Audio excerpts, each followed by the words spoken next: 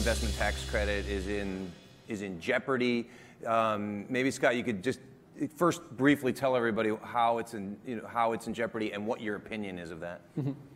Well, I think there's going to be a lot of talk about policy over the next year as we approach an election, and we've already heard a number of comments starting with the first panel. But the investment tax credit is something that the solar industry and the renewable energy industry in general has relied upon to reduce the cost of the capital expenditure for building a project. Right now, it's set at 30% of the capital expenditure of a project. You get back as a tax credit.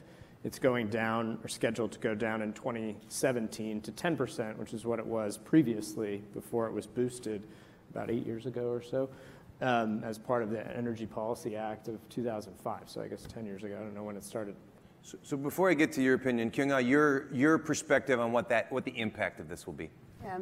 So I said at the outset that the economics have become increasingly compelling, but also it's still a niche market in terms of the grid parity that we have for solar, which means that going from 30 to 20%, sorry, 10%, that 20% decline, or the 30 to 0%, is actually a pretty meaningful part of the economics, particularly given the capital intensity of clean energy. And so I think by all means, the predictions are such that if it doesn't get extended, you are going to see a pretty steep decline in 2017. And it's going to take a number of years for the growth to start happening again, whereby you will get to about 8 gigawatts of installation for solar that is being predicted for 2015. Having said that, it's not all doom and gloom. As I said earlier, it is a global market. US may come down, but globally, the opportunities, I think, are going to be quite attractive. And we also have to remember that there are complementary policies at the state level. Renewable portfolio standards are getting upped. We've seen California at 50%, Hawaii is now at 100%. Net metering policies are going to also play a much more meaningful component when it comes to rooftop solar as well. Now, Scott, go ahead, please. Just to add something to that, from the Wall Street perspective, it's important to keep in mind it's not just economics. And in my view, Washington is talking too much economics on this and not enough finance. It matters where the capital comes from. Different investors, again, have different objectives, as I was mentioning before. This level of a tax credit, whether it's the PTC for wind or the ITC for solar, draws tax equity investors.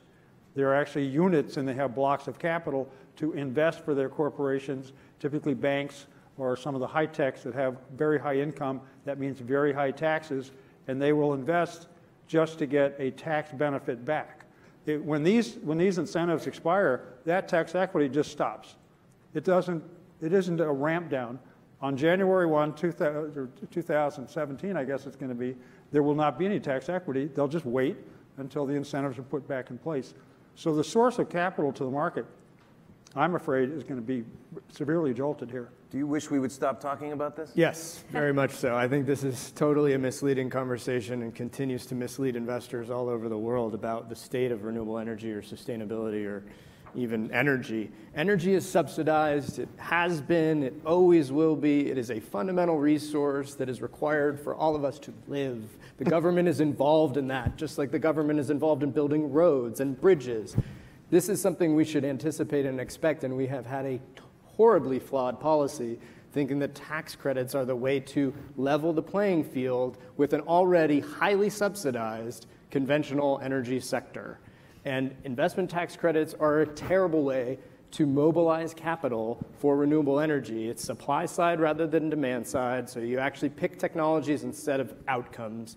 It, more importantly, is an illiquid market. Most people don't know what a tax credit is. Most people don't want to invest in all the accounting resources necessary to understand whether they can actually get a tax credit. And so 8 companies, literally 8 companies, have funded 80+% of all of the tax equity in the last 10 years. Yeah, but I assume they've securitized those and the great unwashed See, that's the wonderful thing. Result, right? Yes, but that's not the case. Unfortunately, they get 15 or 20% rates of return on capital that they invest that the government guarantees that rate of return on. That is insane.